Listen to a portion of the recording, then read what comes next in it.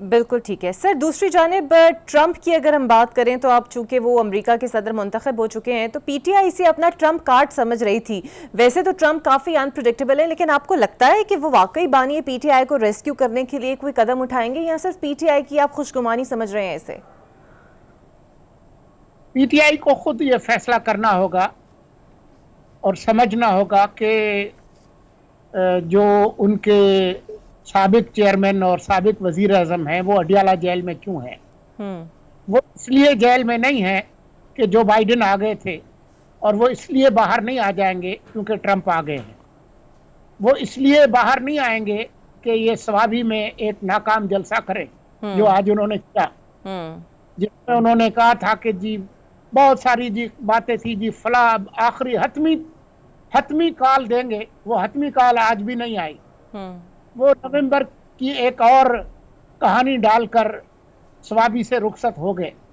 تو ان کو سمجھنا ہوگا کہ جو ان کی سیاست ہے اور جس طریقے سے وہ ریاستی اداروں کو اور اس کے اہم ارکان کو ملک کے اندر اور ملک سے باہر نشانہ بنا رہے ہیں، اس سے وہ اپنے بانی چیئرمین کی رہائی کے لیے کوئی راہ ہموار نہیں کر رہے بلکہ مشکلات پیدا کر رہے ہیں.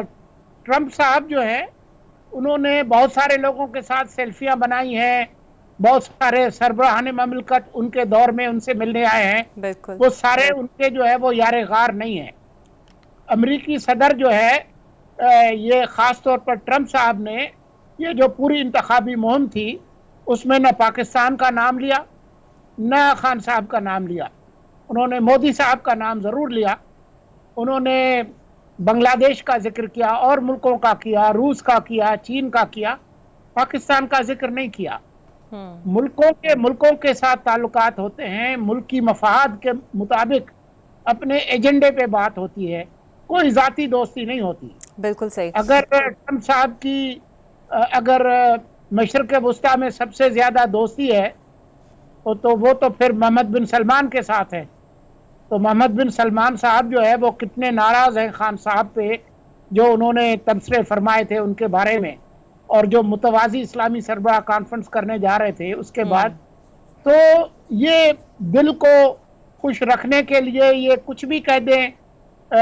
شاید یہ جو ویلاگرز ہیں ان کے ویوز کے لیے اور ڈالر کمانے کے لیے تو اچھا ہے، لیکن اس کا حقیقت سے کوئی تعلق نہیں ہے. بالکل صحیح. دوسری جانب سر 26ویں آئینی ترمیم کے خلاف اب تک 8 شکایتیں اور درخواستیں آ چکی ہیں. آپ اس کا مستقبل کیا دیکھ رہے ہیں اور اس چیز کو آپ کیسے دیکھیں گے کہ جو درخواستیں یا شکایات آئی ہیں وہ اسی بینچ کے سامنے پیش ہوں گی جو کہ اس ترمیم کے نتیجے میں بنی ہے؟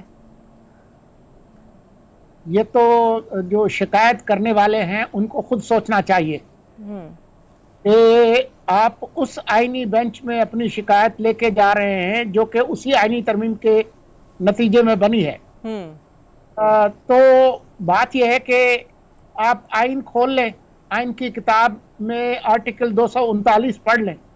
اس میں لکھا ہے کہ جو آئین کے اندر جو ترمیم کی جائے گی اس کو کسی بھی عدالت میں چیلنج نہیں کیا جا سکتا.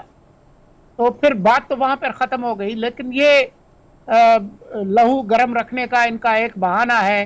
کچھ نہ کچھ جو ہے وہ ہانڈی جو ہے اس کے نیچے درجہ حرارت کوئی شعلہ ہونا چاہیے، ہانڈی ابلنی چاہیے. وہ انہوں نے آج بھی ابالنے کی کوشش کی تھی.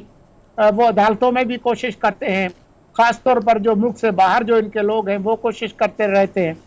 لیکن خان صاحب جو ہے وہ اڈیالہ میں ان سنجیدہ مقدمات کے نتیجے میں ہیں جن میں ایک مقدمے میں عنقریب فیصلہ آنے والا ہے، وہ 190 ملین پاؤنڈ کا ہے کہ کس طریقے سے انہوں نے کسی کو فائدہ پہنچانے کی کوشش کی. بالکل. اور وہ جو دستاویز ہے وہ کابینہ کے ارکان نے بھی نہیں دیکھا.